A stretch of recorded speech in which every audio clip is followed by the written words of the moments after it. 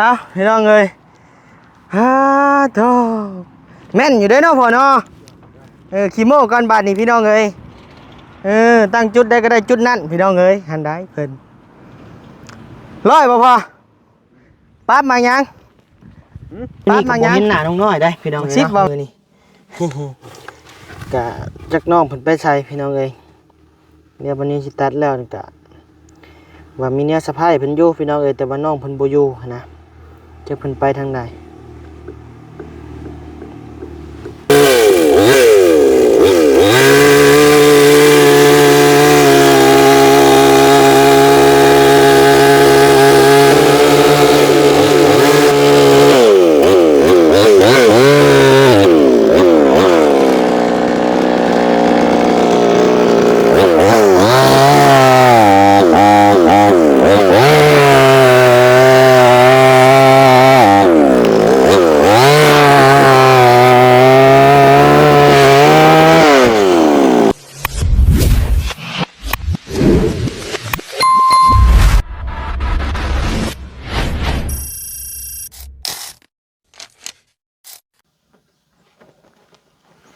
เอาพี่น้องเอ้ยเปิดคลิปเปิดภาพมาบัดนี้เด้อพี่น้องเด้อเนาะขนเครื่องมือพี่น้องเอ้ยเนาะเตรียมจะไปล่มกกไม้พี่น้องเอ้ยตัวมือเว้นนี่ก็เอาจักไปแป้งพี่น้องเอ้ยเนาะแป้งสเตอร์มันแล้วก็จักปลาไว้เฮิงพ่นนะมันติดบ่ได้พี่น้องเอ้ยเนาะแป้งมัด180,000พี่น้องเอ้ย300หมูเต้นเอาพี่น้องเอ้ยใส่พ่อหน่อยเด้พ่อเอายังไปมาบ่เอาไปนอนบ้านเอาพี่น้องเอ้ยบ้านนี่คือว่าเพิ่นอยู่พี่พี่น้องเฮ็ดจังได๋บ้านบ่แล้วจะมาได้ใช้ซะมันแต่บ้านน้อยบ่อยู่บ้านบ่ให้ไปโทรหาเป็นน้ำก้นโทรศัพท์มันฮะมันนั่นแล้วมันก็อุกน้ำก้นโทรศัพท์มันโทรก็บ่ได้โทรก็บ่ติดมันได้แล้วมาเบอร์มึงบ่รู้มันได้แต่เฟซนั่นแหละมันเฟซนั่นแหละมันเป็นน้ำก้นโทรศัพท์มันก็โทรหาอยู่มันน่ะพี่น้องเอ้ยก็เดี๋ยวว่าเพิ่นสิมาพี่มันน่ะมันสิลวงไปพุ่นได้ลูกไปดินพุ่นมึงยังไปลวงไปบ่ชนะบ่ได้ไปแล้วว่าน้องเพิ่นสิมาพี่ แต่ละมื้อก็อยู่พี่เนาะโดยให้โทรหาหักโทรหาหาบ่ติดมันเอาของเฮาหาก้นโทรศัพท์เฮาค่ะหาก็พออยากแกล้งทิมมันว่ะแกล้งทิมแล้วคะแนนบ่อยากลิ้นเป็นน้ำก้นมันหั่นมันว่าเฮาโทรหาลูกหามันก้นโทรศัพท์มันใช้บ่ได้โทรนะบ่ได้โทรบ่ได้เห็นซับมึงก็โทรหาแล้วเนี่ยมันสิบ่เข้าพี่มันว่าหาบ่ได้เข้าพี่ได้แม่ว่าหาสิออกพุทธสิลวงหันเลยได้สิอยู่พุ่นเลยไปนั่งเอ้ยมันว่าน้ำแม่ได้หาสิออกไปพุทธได้ไปมีแต่พ่อมันไปน้ำเฮาไปตัดกงไม้ไปแล้วเราบอกเวียกงาน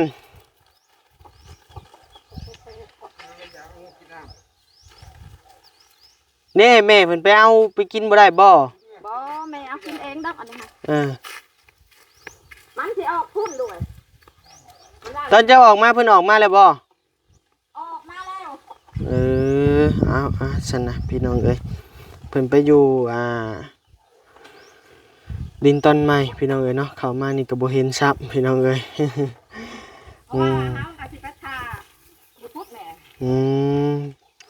คิดว่าเพิ่นสิมาพี่ว่าคิดว่ามานอนพี่เอาพี่น้องเอ้ย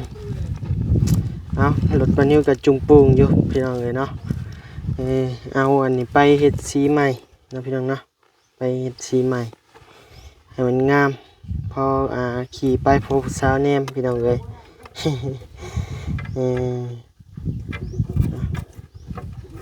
ป่ะโอเคพี่น้องเลยบอกแล้วยังไม่โทรป่ะ เพิ่นว่าเพิ่นสิอยู่พุ่นเลยโอเคโอเคเอาบ่บ่เอาเจ้าสิกินบ่จะกินเจ้าก็เอาล่ะกินเลยนะกู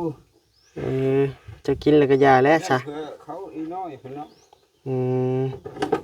แล้วแต่เอาก็เอาแหละเอาไปพี่น้องเอ้ยเดินทางเนาะโทรบ่ได้ซ้ำโอ้ยพี่น้องเพิ่นออกมาเลยบ่แต่บ้าน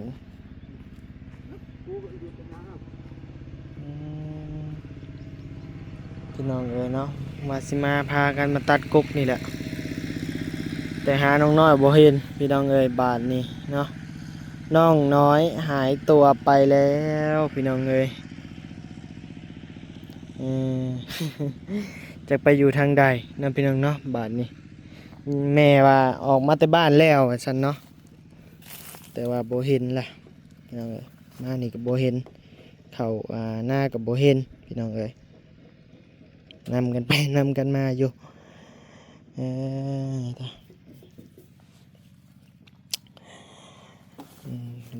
มีแต่ชั้นแล้วนะพี่น้องเนาะกะ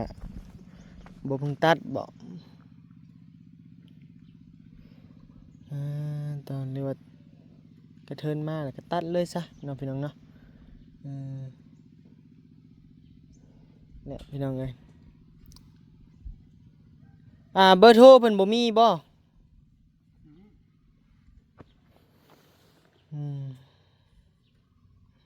แล้วมีแต่เจ้าขุดดินน่ะออกซะเดี๋ยวสิตัดให้ก็สิไปเวียกละฮะ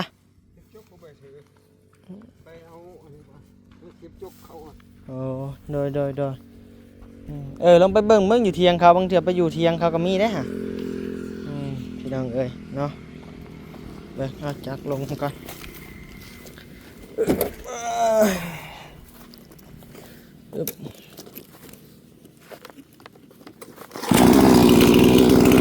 บาทเดียวเลยพี่น้องเอ้ย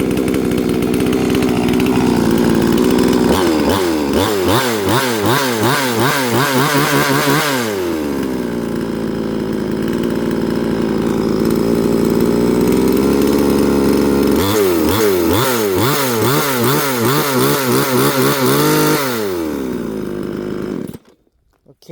น้องเอ้ยใช้งานได้เพียงเนาะใช้คือบ่มีลีนออกมาวะ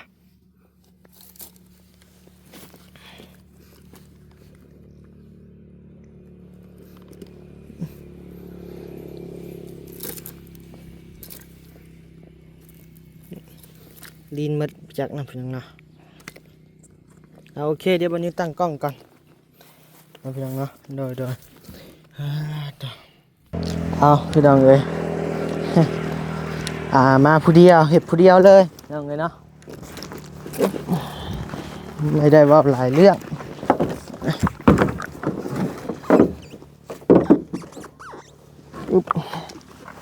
จะเป็นลีนน้องเอ้ยลีนดำ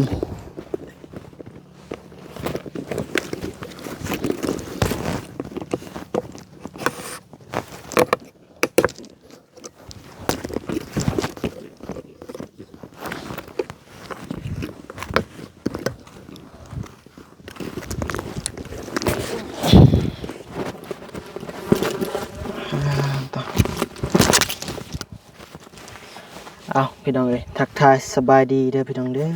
เนาะทักทายสบายดีอยู่ที่ไม้น้องน้อยพี่น้องเอ้ยมามื้อนี้ก็บ่เห็นหน้าน้องน้อยได้พี่น้องเอ้ยเนาะมื้อนี้ ก็จักน้องเพิ่นไปใส่พี่น้องเอ้ยเดี๋ยววันนี้สิตัดแล้วก็ว่ามีเนี่ยสะพายเพิ่นอยู่พี่น้องเอ้ยแต่ว่าน้องเพิ่นบ่อยู่นะจักเพิ่นไปทางใด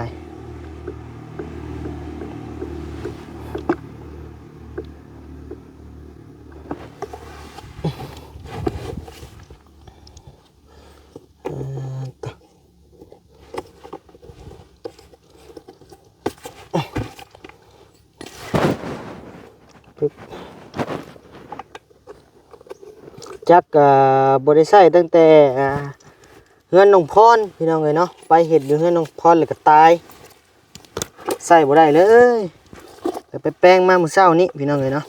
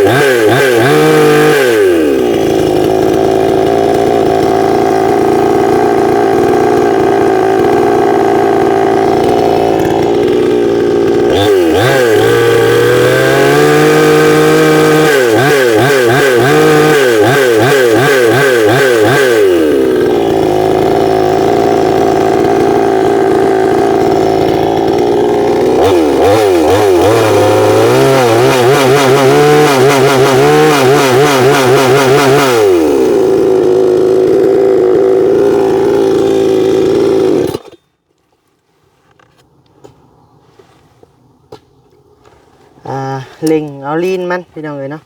เอาลีนมาใส่โซ่แต่ว่าลีนปั๊มบ่ค่อยแห้งปานใด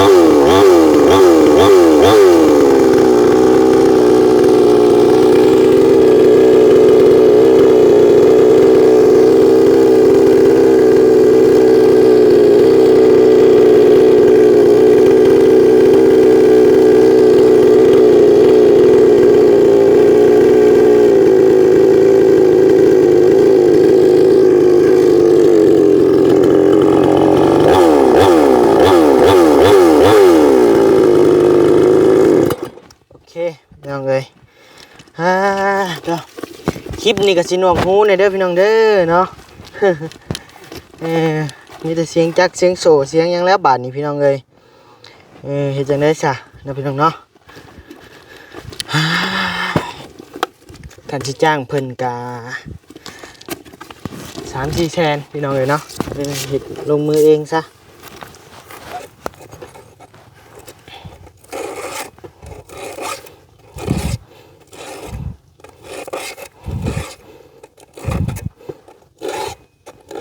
อันนี้พ้นโซ่ได้พี่น้องเด้อพ้นอันเขียวมันแต่ว่าโซ่วันนี้พ้นไว้ตะกี้แล้ว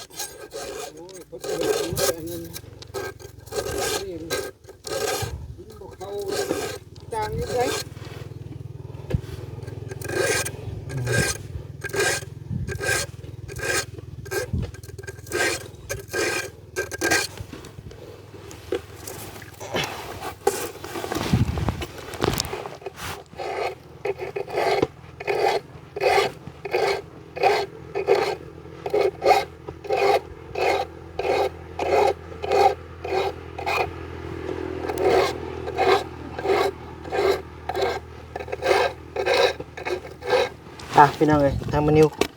พ้นโซ่ก่อนจักเล็กจักน้อยพี่น้องเอ้ยเนาะโดยมาบุคุดลงหัวลุ่มผู้ก็ได้พอจักมันตัดบ่ได้หัวลุ่มดอกนี่ฮะสิตัดเอาที่ขานี่ตัดขานี่เลือดจังเกียนตำลังก็ได้นะ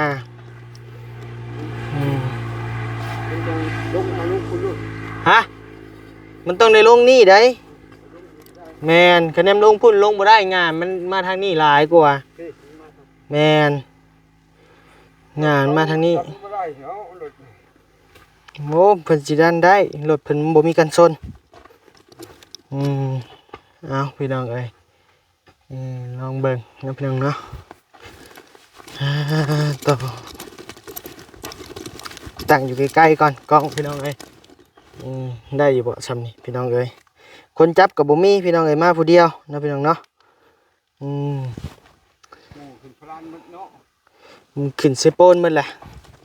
กล้องก็ตั้งใกล้โพดก็ย่านบ่เห็นพี่น้องเอ้ยตั้งใกล้โพดก็ย่านถึกทับบาดนี้จักสิแนวใดแนมน้อยๆอยู่พอให้เพิ่นได้จับพี่น้องเอ้ยต่อปึ๊บนี่ต้องลงเบื้องนี้พี่น้องเอ้ยเนาะเพราะว่าต้นมันซื่อนะจักมันสิลงทางใดเตรียมแลนตลอดเวลานะว่าง่ายกะเบิ่งเล็งมันก่อน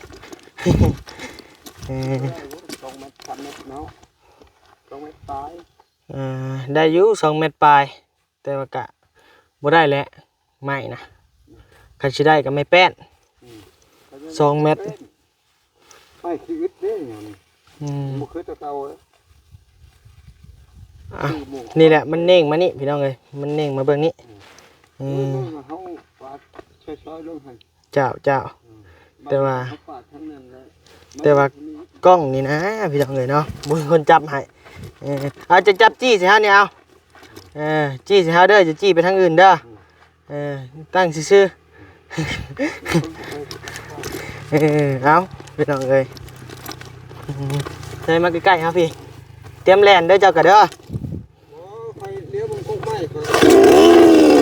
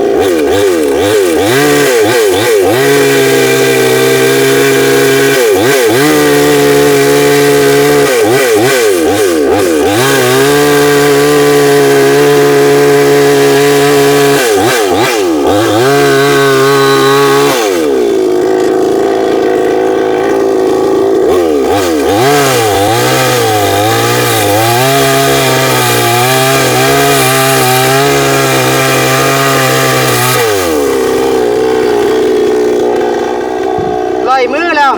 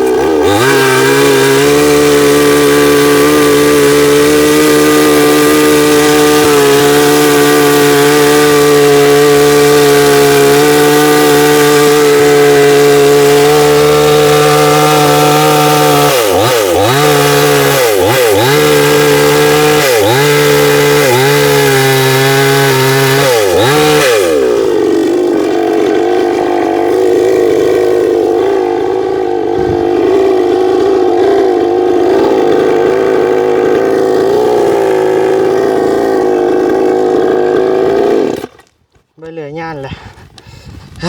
ตัวแม่นบ่อยากเข้า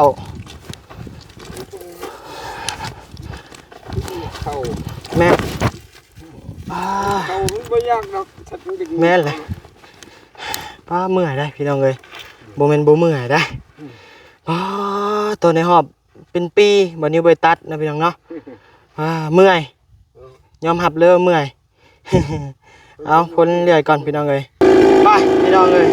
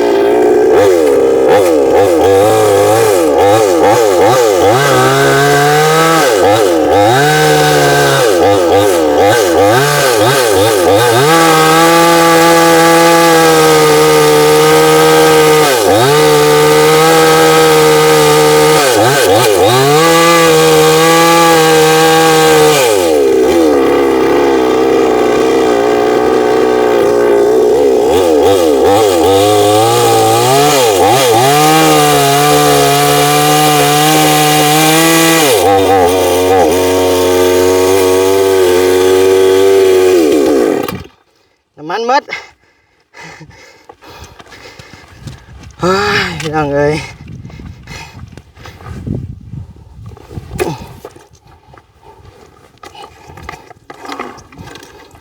หมดลิตรหนึ่งเลยน้ำมันนี่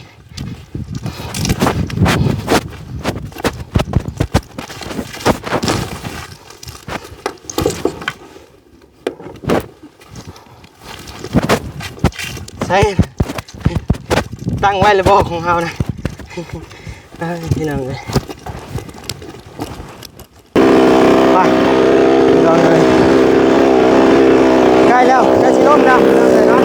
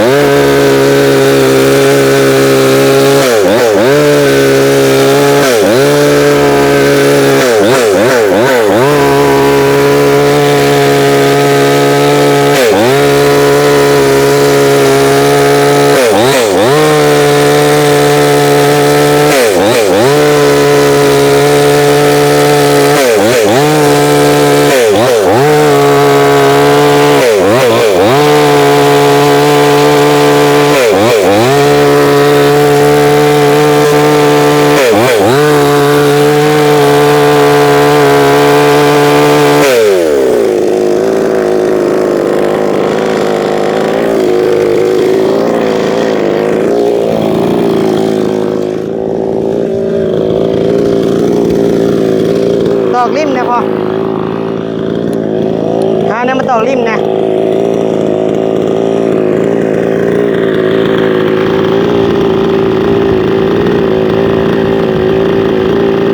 เอาพี่น้องเลยสิขาดเลยเด้อเนาะหาแนวไม้มาตอกริมก็จักเล็กจักน้อยพี่น้องเลย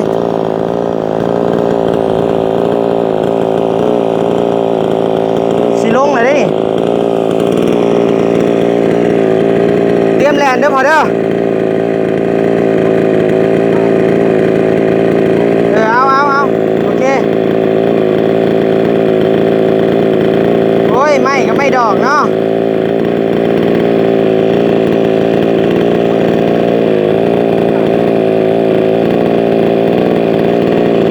เอาเลยบ่มาจ้าเอาเลยมา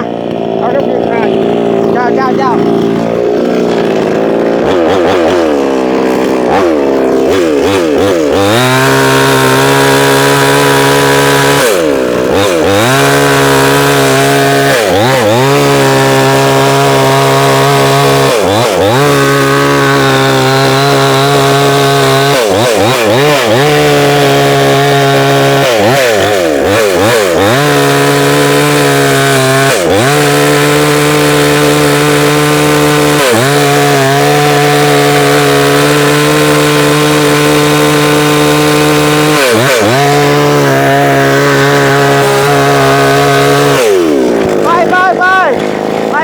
ไปปึ๊บพี่น้องเลยแม่นยำโตเอาพี่น้องเลยโตแม่นอยู่เด้อเนาะพ่อเนาะขี้โม่ก่อนบาดนี่พี่น้องเลยตั้งจุดได้ก็ได้จุดนั่นพี่น้องเลยหันได้เพิ่นร้อยบ่พอปั๊บมายังมักซิบบ่ไหมน้องเลยได้บ่2 เมตรได้อยู่2 เมตรเมื่อยพี่น้องเลย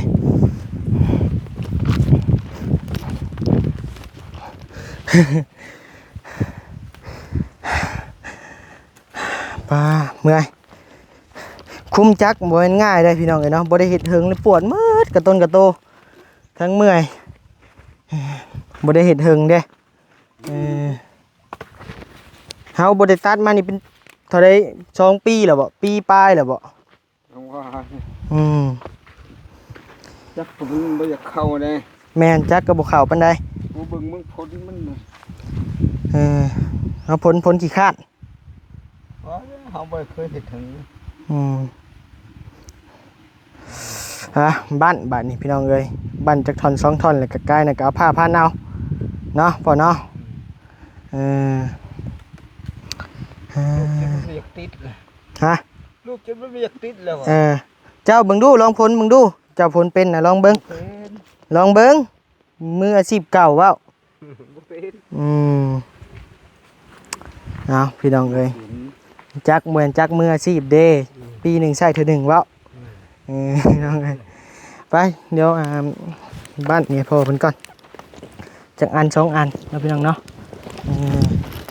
คลิปนี้ก็ได้ยินแต่เสียงจักเด้อพี่น้องเด้อเนาะ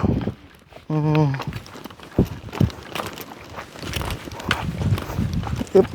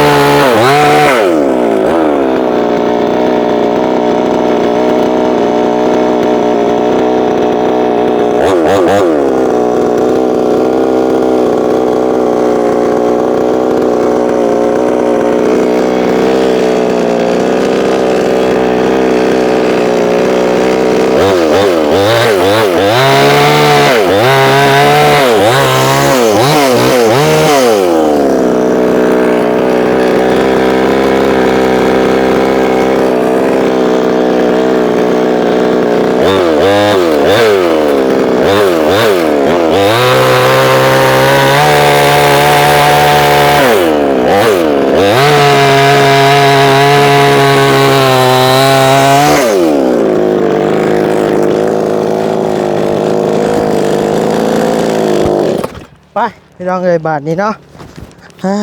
ต่อเดี๋ยวบัดนี้เคลียร์อยู่นี่ก่อนเนาะพี่น้องเนาะสำหรับคลิปนี้ทางบัดนี้ขอตัวลำลาก่อนเด้อพี่น้องเด้อเนาะโดยสบายดี